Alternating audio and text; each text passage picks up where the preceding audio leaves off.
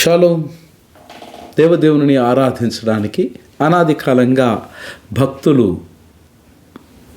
అలవర్చుకున్నటువంటి ఒక సంప్రదాయం కీర్తనతో దేవునిని ఆరాధించటం లేదా మహిమపరచడం. ఈ పుస్తకము కీర్తనల గ్రంథము మొదట తెహీలీం అని దీనికి నామకరణం చేయబడ్డది. దీని అర్థం హీబ్రూ భాషలో ప్రశంసల పాటలు లేదా కీర్తనలు అనేటువంటి ఆంగ్ల శీర్షిక సెప్టూజియంట్ యొక్క గ్రీకు శీర్షిక అయినటువంటి సాలోమై నుండి ఉద్భవించింది సామ్స్. దీని అర్థం స్తుతి గీతాలు, a sacred song or poem అని కూడా దీనికి అర్థం. గ్రీక్ వర్డ్ సామోస్ అనగా song sung to a harp, and the root of samos we can found in salein, play a stringed instrument అన్నటువంటి అర్థాన్ని సమకూరుస్తుంది.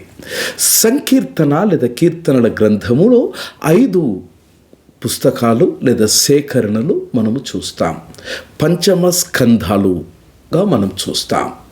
ఇవి 5 పుస్తకాల యొక్క సంకలనముగా కూర్చోబడ్డాయి. దేవదేవుని యొక్క ఆరాధనలతో పాటు సామూహికమైనటువంటి ఆరాధన రూపాలు అభివృద్ధి చెందడంలో అవి బహుశా క్రమంగా సేకరించబడ్డాయన్నది బైబిల్ పండితుల యొక్క అభిప్రాయం. ఎజ్రా కాలానికి కీర్తనల యొక్క గ్రంథం సంపూర్ణంగా అభివృద్ధిలోనికి వచ్చి బహుశా క్రమంగా సేకరించబడ్డాయి. ఎజ్రా కాలంలో కీర్తనల పుస్తకం వాటి యొక్క తుది రూపొందించబడి ఉండొచ్చు అన్నది బైబిల్ పండితుల యొక్క అభిప్రాయం. ప్రతి విభాగంలో ఈ పంచమ స్కంధాలలో ఆశీర్వచనముతో ఈ కీర్తనలు ముగిస్తూ ఉండడం గమనించాల్సినటువంటి అంశం. మొత్తం కీర్తన 155వ సంకీర్తనతో ఆచ్ఛాదింపబడినది. ఇది గ్రాండ్ డాక్సాలజీ లేదా దీవెన లేదా వైభవ దైవ స్తోత్రంగా ఇది అభివర్ణించబడ్డది.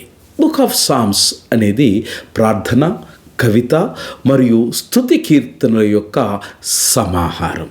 ఇది ఆరాధకుడి యొక్క ఆలోచనలను దేవునిపై కృతజ్ఞతాభావంతో కూడుకున్నటువంటి ప్రశంసలను మరియు ఆరాధనలను కేంద్రీకరిస్తుంది. ఈ పుస్తకములోని భాగాలు ప్రాచీన ఇశ్రాయేలు యొక్క ఆరాధనలో దేవుని యొక్క స్థుతిలో ఒక భాగముగా, ఒక గీతముగా, భజన లేదా కీర్తన వలె ఇవి ఉపయోగించబడ్డాయి. కీర్తనల యొక్క సంగీత వారసత్వం దాని శీర్షిక ద్వారా ప్రదర్శించబడుతుంది. ఇది గ్రీకు పదము నుండి వచ్చింది. దీని అర్థం సంగీత వాయిద్యానికి తోడుగా పాడినటువంటి పాట. సంతోషము కలిగిన కీర్తనలతో దేవునిని ఆరాధించుదాం. సదా నీ నోట సంతోష కీర్తనలు దేవుడు ఉంచునుగాక. ఆమేన్.